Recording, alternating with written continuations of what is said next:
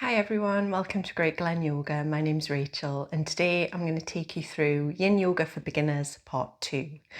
So don't worry if you haven't seen Part 1 yet, that's also available on my channel, but the two sessions can be used interchangeably, they don't need to be used in any particular order. So the reason for doing this series of videos is just really to help anyone who's at the start of a Yin Yoga journey. And we're just going to be going through some quite foundational poses, just really starting to get to grips with what Yin Yoga is all about. So how we spend our time within the pose, because obviously we're spending a little bit longer in the poses than we would in other types of yoga practices. So just getting used to how that might feel in different poses, things to look out for in your body, and just, really getting into the swing of how Yin Yoga works. So the Yin Yoga for Beginners series that I've done, I've kind of deliberately tried to avoid using too many props, because if you're at the very beginning of your Yin Yoga practice, you may not have a load of props lying around your house. So trying to make it so that you can do it without props or with things that you have lying around your house already. If you do have props, it's always a good idea to have them to hand whenever you're in a Yin Yoga practice. So if you've got a couple of blocks available, have them around, or a bolster or cushions, pillows, anything that will just give you that little bit of additional support that you might need in some of the poses. The only time I'm going to use a prop specifically in this practice is quite near the end, and we're going to use one block. So the alternative to a block, if you don't have them, is just a cushion or a pillow. That would be enough. It's just something to give our hips a little bit of height. So we're going to make a start for this particular practice just in a seated position, and we're going to begin with a neck release. I think this is always a really lovely place to start in a lot of sessions and a lot of practices, just to kind of get yourself grounded into the practice, but also, I don't know about you, but my neck kind of does hold quite a lot of tension, my neck and the top of my shoulders. So wherever I can, I really like to throw in a little neck release into a practice just to give that a little bit of soothing before we get into some of the other poses. So find a comfortable seated position, whatever works best for you. So you could have your legs kind of crossed. You can have them like I've got them, with one shin and foot staggered in front of the other, whatever feels most comfortable to you. But just so that your bum's nicely grounded into your mat and you're in a seated position, which allows your spine to be quite nice and straight, but still quite relaxed, shoulders down and away from the ears. And we'll make a start. So to do our neck release, we're going to start off with taking the head over to the right side. So we're going to start to take the right ear down towards the right shoulder. And if you can try and keep your chin sort of quite level, rather than kind of tipping the head forward or back too much, and just take the head over to the right hand side. And you'll already hopefully start to feel just that little bit of a pull down the left side of the neck. And it can be really nice here to just encourage the head over a little bit more by just taking the right hand to the left ear, and just that extra weight of the arm will just give a greater stretch into that area that we're targeting. Other hand can just rest on your left knee. And just relax into this.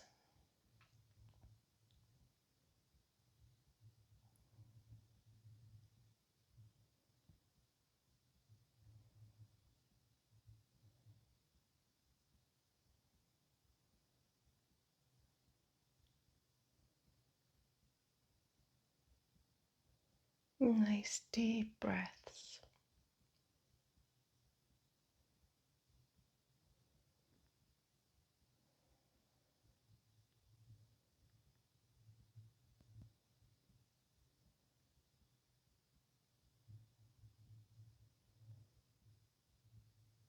And then it can be nice just to change the angle of the chin. So you just start to lower the chin down and just kind of take your gaze over to the right hand side, almost if you're looking down towards your right knee. And that'll just change the angle of the stretch and just allow for a different part of the neck and shoulder area to get this sensation.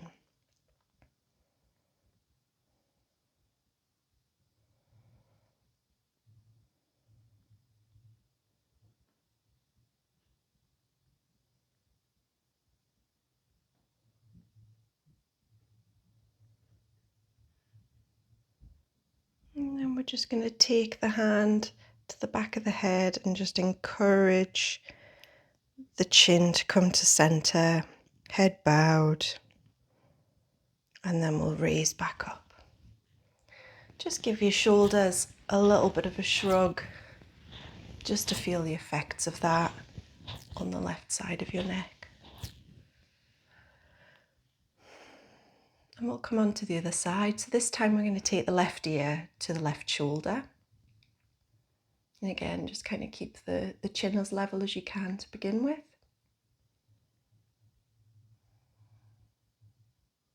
You'll probably find that it feels quite different on each side, and that can depend on lots and lots of different things. Which hand you write with and do most things with. Kind of how you stand, how you sit, all sorts of things can affect kind of where that tension is in the neck and shoulders. I always find that I have much more on the left than on the right. And again, we can take the left hand just onto the right ear, just to coax the head a little bit further over.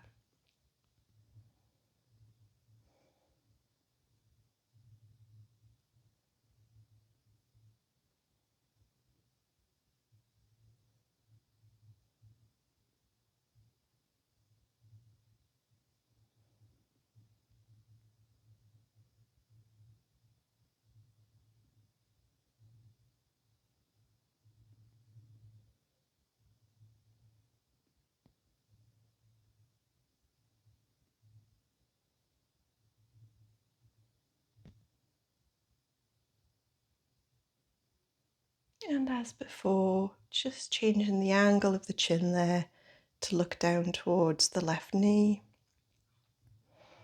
And just feeling the effects of that slight alteration.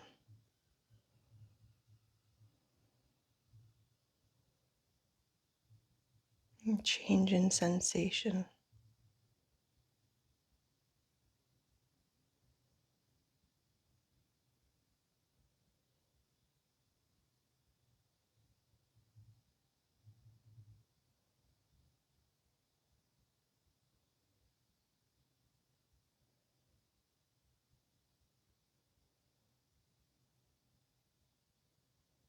And easing the head down to center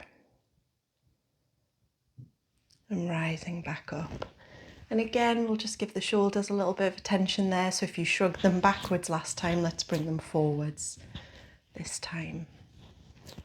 And just feeling the effects of that really lovely neck release.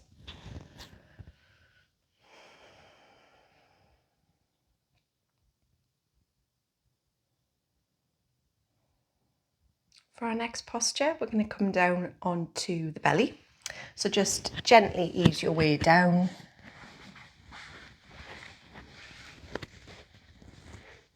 And find a comfortable position for the body.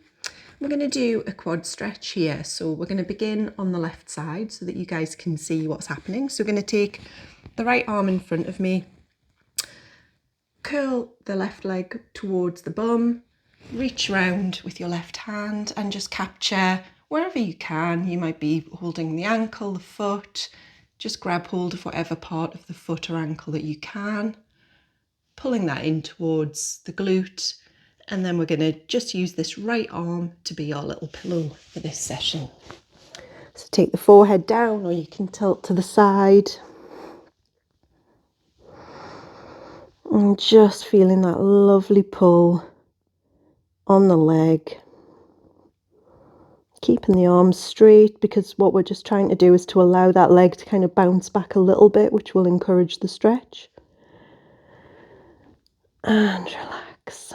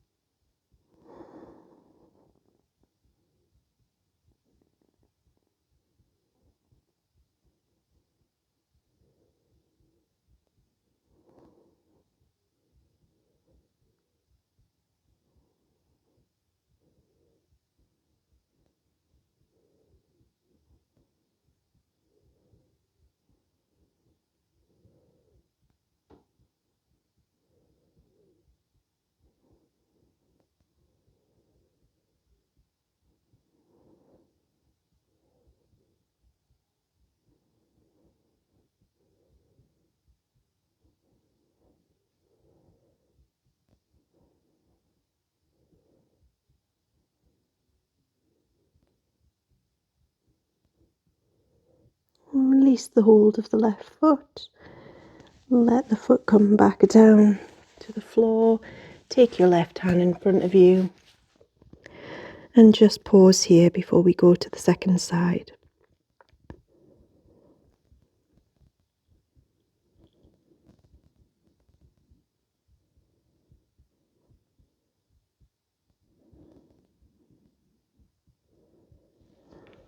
And coming onto the right side in much the same way as we did with the left. So I'm going to just put a little bit of weight there on the left hand, bring the right leg up and catch a hold of the foot with the right hand, right arm.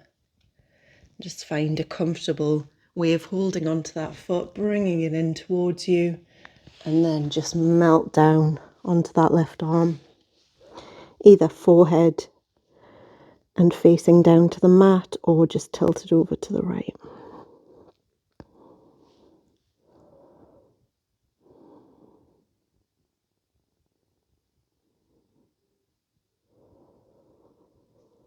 And closing the eyes if that feels comfortable. And just breathing slowly and gently.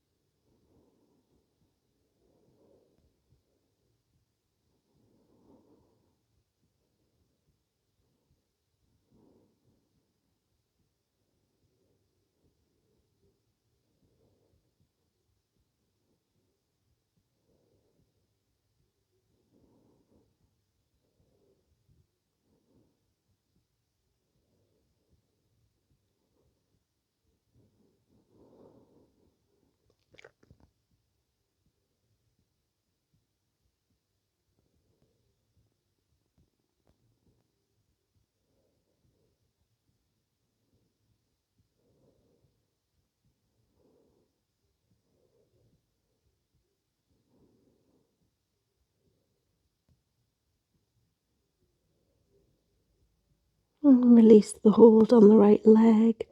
Let it return to the mat. And then we're just going to push back into a kneeling position and just take a few seconds to rebound here before we come into our next pose. So the left hand can just settle into the right, palms facing up.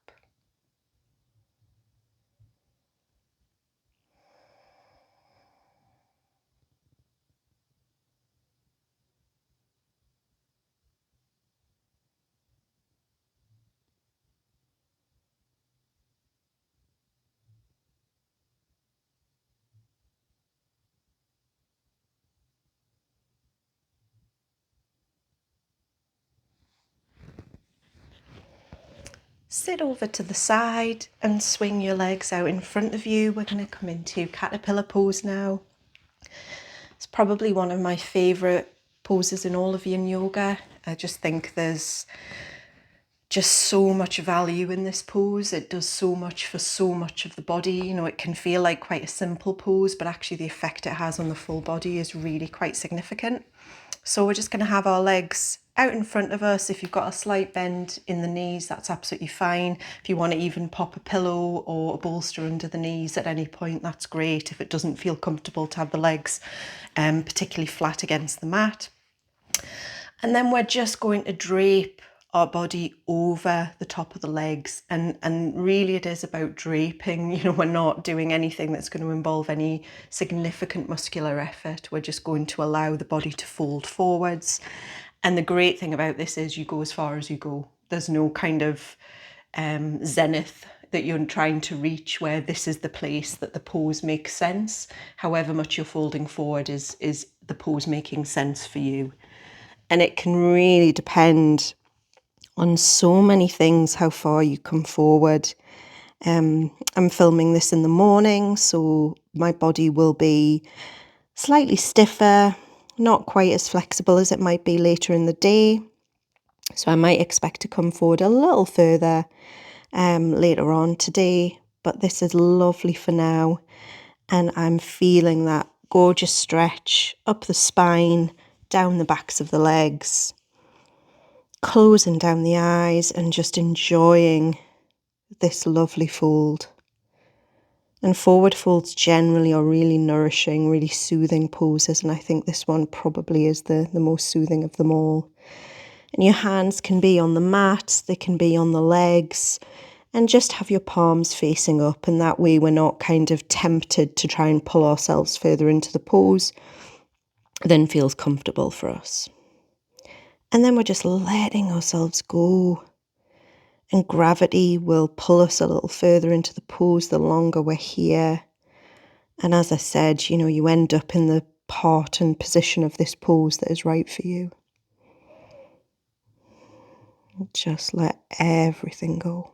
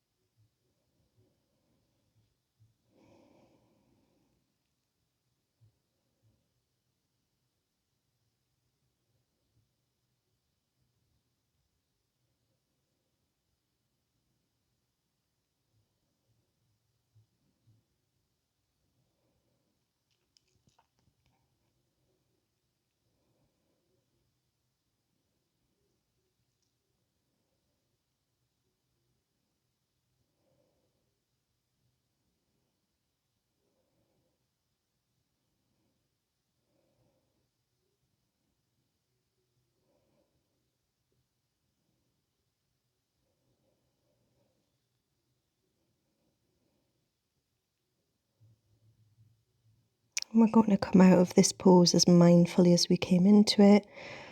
So we're just going to take the palms to the floor and start to walk them towards the torso, lifting the torso and the head as we do so.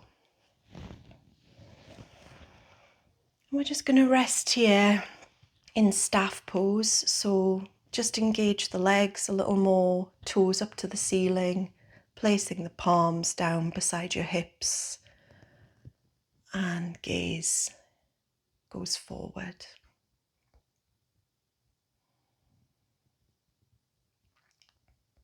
Just feeling the effects of that lovely forward fold on the body.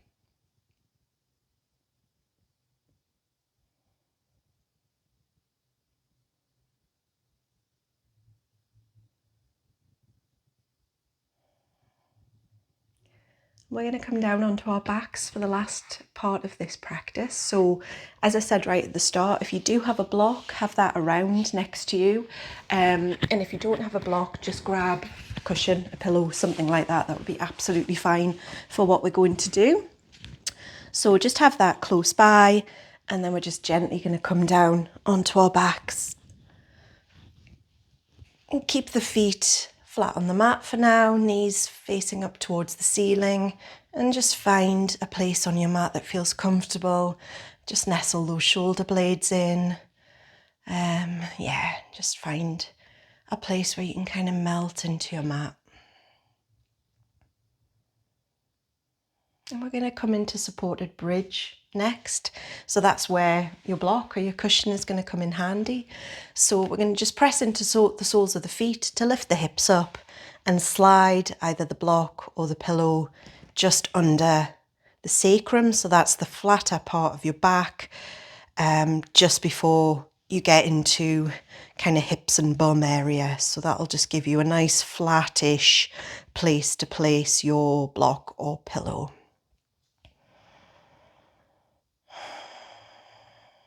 And we're just coming here into a really simple inversion.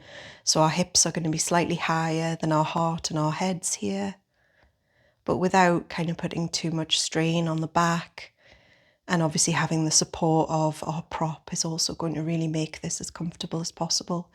And you've got two choices here. You can stay with your feet flat on the mat in this version of the pose, or you can come into a pose that we call pontoon, which is just taking the legs out long in front of you. And that can be just a slightly more intense version of the pose. You'll feel this a little bit more along the hip flexors, the top of the thighs. So pick the version that feels best for you. I think I'll choose this one today. That feels really nice on the legs and on the spine. And just relax into this.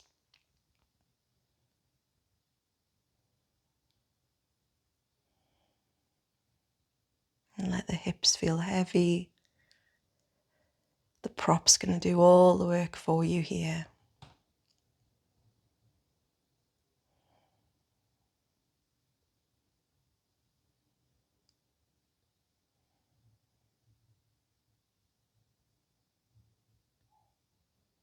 Hands can be by the side or resting on the belly.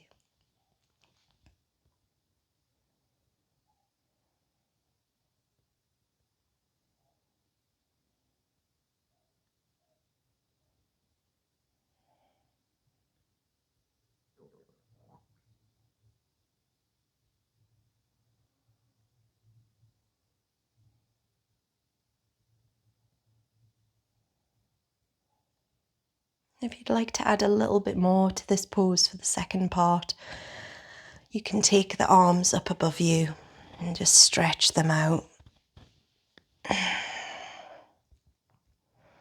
Just keeping the shoulders down away from the ears and just stretching above the head. Can feel really nice. Top of the upper back.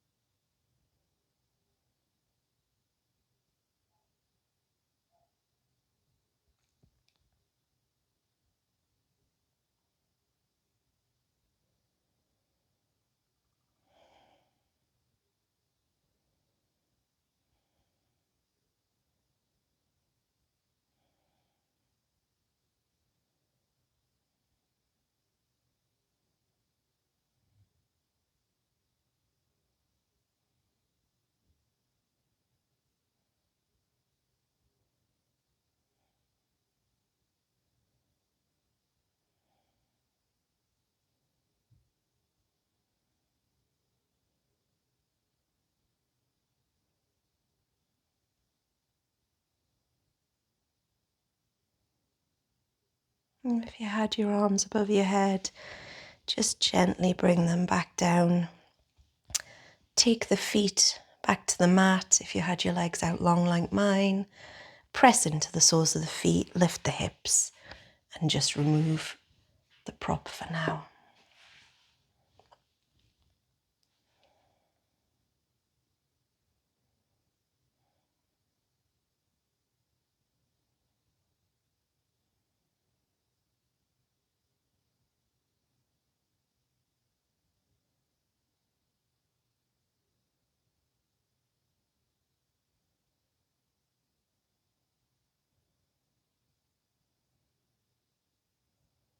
And we're going to come into our final pose of this practice now.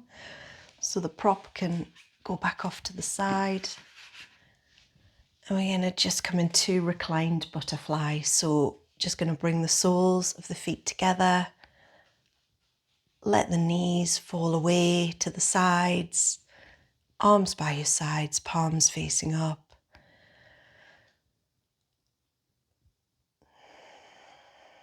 And just relax into this.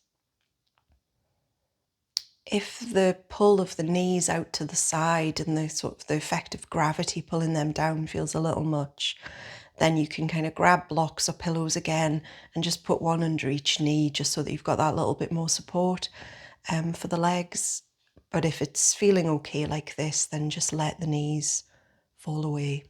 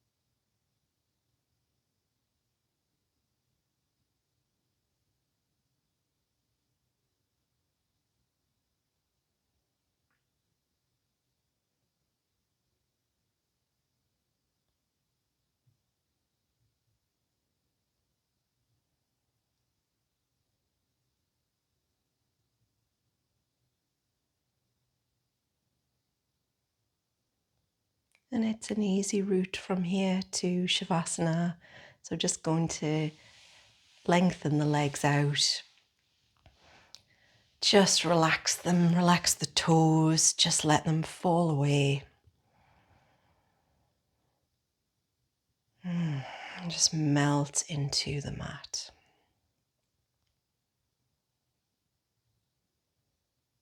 And it's always really important after the end of any Yin Yoga practice to give yourself this time just for the body to really accept the practice, accept the effects of the practice.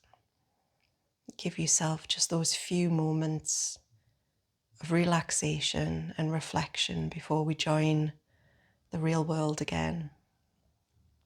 So take as much time here as you need, 5 minutes, 10 minutes, however long you have to just stay here and consider your practice. And thank you so much for joining me for today's practice. Have a look at part 1. And there's also a video on my channel called Yin Yoga Explained, which will just the whole idea of Yin Yoga and how it works. Really great if you're just beginning the practice. So thanks again for being here today, and I hope to see you again soon. Thank you.